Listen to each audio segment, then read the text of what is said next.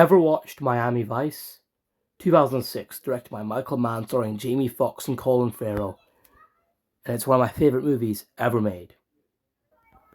Miami Vice, the movie itself, is a remake of a 1980s TV show, which is also one of the most influential TV shows ever made. Like, it influenced, for example, the show influenced GTA Vice City and influenced a lot of media because it's like peak 80s culture is basically the only way to describe the 1980s Miami Vice TV show.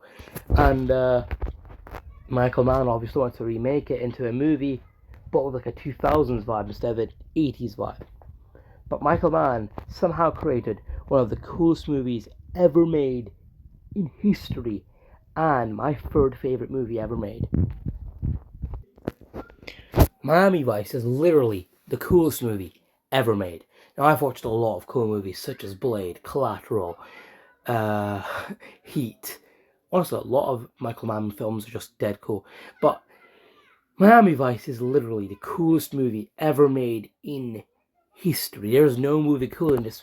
This movie is literally just... It's like this movie was made to be cool. This movie is incredibly cool. Every single shot of this movie is incredibly cool. I've never watched a movie that is just so hell yeah for the entire goddamn 2 hour and 12-minute runtime. Like, my god, like, whoever was the cinematographer of this film, they were probably on drugs or something to create something this good. So this entire video is just basically me explaining why I think Miami Vice is a perfect movie, and reason one is incredibly cool. Every single shot is incredibly cool. There's not one part about this movie that is not incredibly cool. Like, my god. One funny thing I find is most incredibly cool movies are actually made by people who are in their 40s to their 60s, like they're in the age bracket of 41 to 69. It's weird when you think about it, but it actually makes a lot of sense because people who are that age, they don't just follow trends or anything. They see what is naturally cool, and they see that if this thing is actually cool or not. Shockingly enough, Michael Mann was 63 when he made Miami Vice. So yeah. Yep. What makes Miami Vice great is the fact that it just drops you into the movie. There is barely an explanation of what's going on when you start the movie. You are just dropped into some kind of conspiracy that another cop was, another cop was doing this, like, they were undercover. They were undercover in a cartel, and they were being outed, and now their life is at risk, and they're kind of running away. And yeah, they end up kind of dying. Well, he kind of killed himself, to be fair.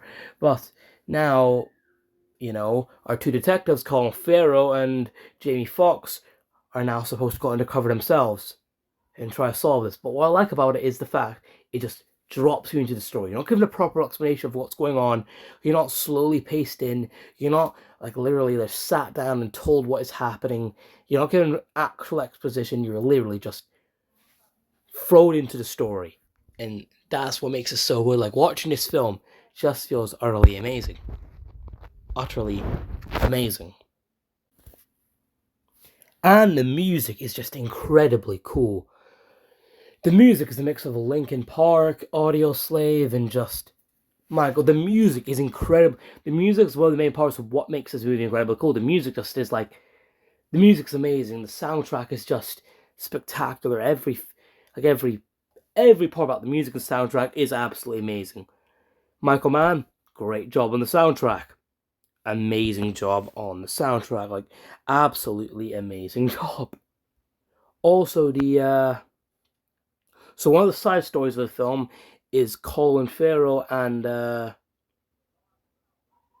forgot her name, but you can see, the girl on screen. They kind of have a love affair that they're not really supposed to have. Now, she kind of tells her boss that she's just doing it just for business, just to get him to make good deals. But that's not really the truth. She actually kind of likes him. But what I like about it is how it's presented. It's presented in a hella cool way. Like the first hint that they have a connection is literally them riding on a speedboat, just kind of smiling at each other. That is incredibly cool. I love how it represents this kind of stuff as incredibly cool. It's like it's hard to explain, but just everything they can do to make a movie cool, they have done. And I love the side love story of it. Like the best scene in the entire movie, which I started the video with, is the scene where they're both just riding on that speedboat. He's taking her for a ride, and it's just incredible. Like my God, it feels amazing. Like, yeah. And what makes it slightly better is the fact that it's doomed. They cannot be together. There's no way they can actually properly be together. One's a detective, and one's technically a criminal who also doesn't really have much control. Like, for example, she is kind of a controlled person in her kind of, in her cartel or business. So, yeah, that's the best part about it. It is horrifyingly doomed. And in most media, the best romances are the ones that are completely and utterly doomed. Like, I don't know, think of stuff like Romeo and Juliet, or my favourite film, Lost in Translation. The best romances are doomed ones. It's weird how it works that way. The best romances in media overall are romances that are not meant to be. Weird, isn't it? Like, you'd think the best romances are the ones that are obviously going to be perfect. Everything's going to work out perfectly. They're going to die together, have 27 kids. Probably not 27, more like 4. But the best ones are the ones that are doomed. It's crazy. But it makes sense when you start to think about it. Like, when you start to think about it, like, it does make a lot of sense. Probably one of my favorite parts about this movie, is Colin Farell. Colin Farell gives a great performance and is very, very obviously, he's very menacing in a way, but also he's also just an incredibly good person, incredibly cool. Colin Farrell is probably just the best actor in the entire film because he's incredibly cool. And just, I should stop mentioning how cool this movie is to move on to talking about something else. Like, I don't know.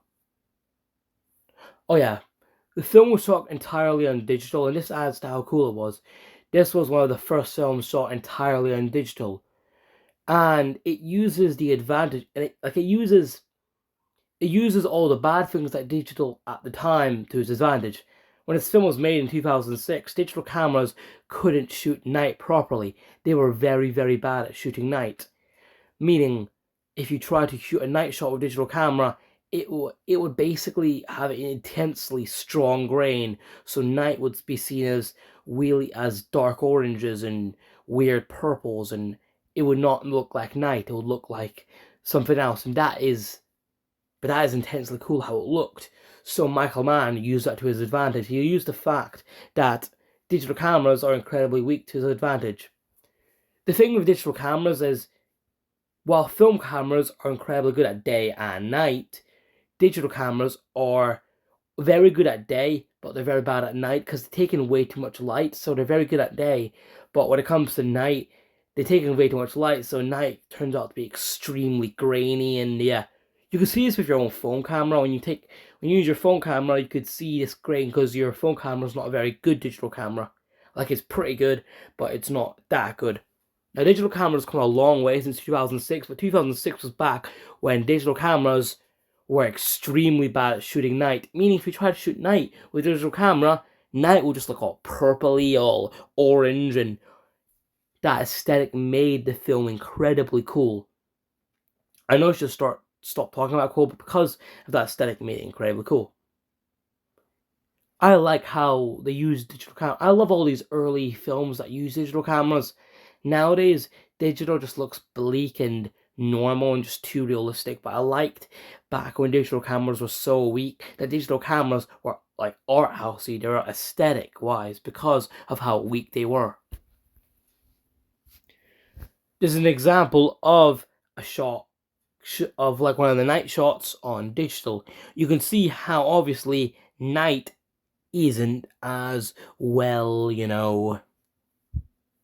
night isn't as well shot as if you were to use any of, even if I were to use a modern day iPhone, it'll probably capture night more realistically than this captures night. And that's the beauty of the film. It captures night horribly, and that's a good thing.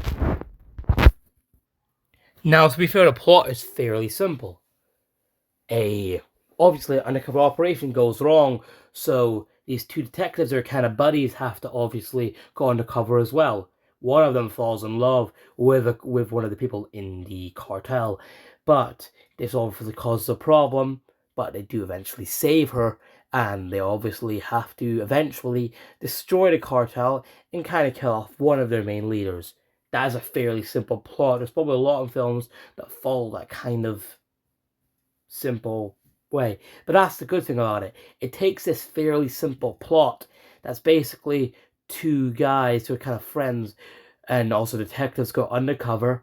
One of them falls in love, and they also have to say falls in love with a criminal in the gang, whatever, has to save her, and yeah, they obviously win. That's obviously defeat the gang. That's obviously a very simple plot. There's no big twists. There's nothing about it. It has to get you thinking. It's a simple plot. There's no plot twists, nothing that gets you thinking. You don't really have to use your brain to wonder what's going on that much, and that's the great thing about it. The film is essentially a mood piece. It is just a film that's meant to only be cool. You just sit down and not even have to think while watching this, because you kind of already know how it's going to end. Like, as soon as you get to the 40-minute mark, you know exactly how this film's going to end, and that's a great thing. You should not be working your head like, oh, what's going to happen?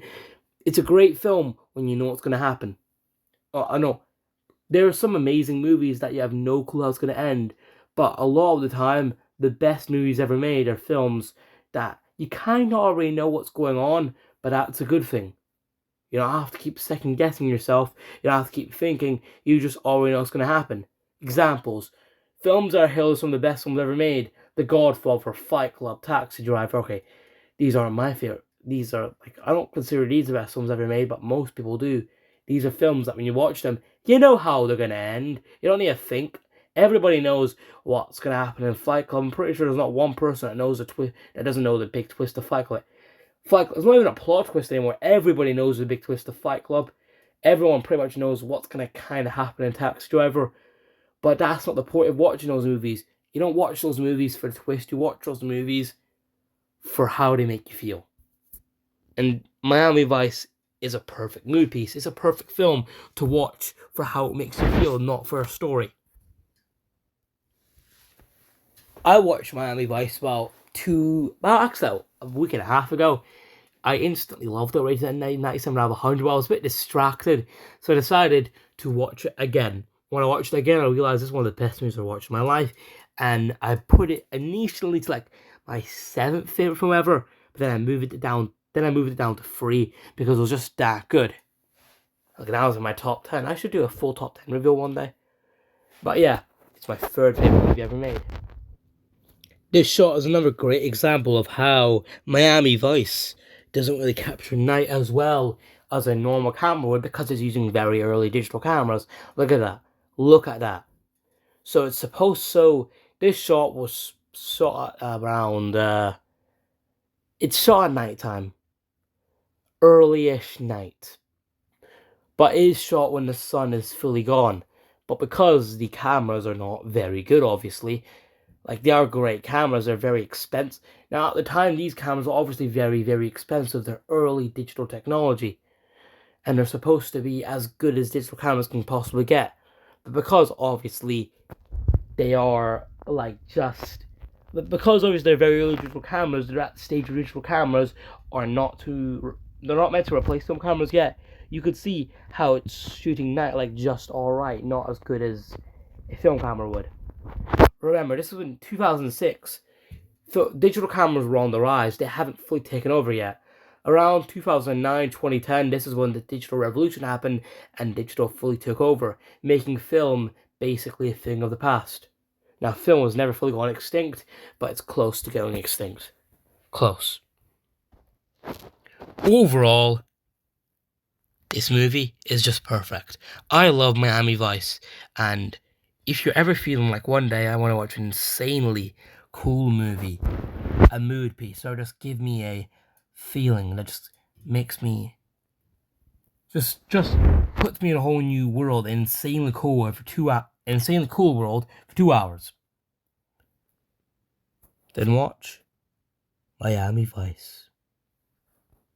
Thank you for watching. Have a wonderful evening, or afternoon, or morning, or night, or whatever flipping time you're watching this stupid video.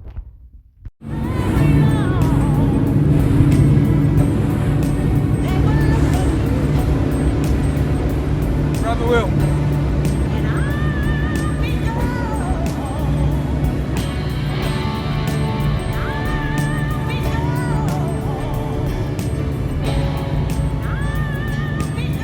You do business in Cuba with your husband?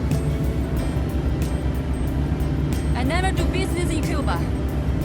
And Jesus is not my husband.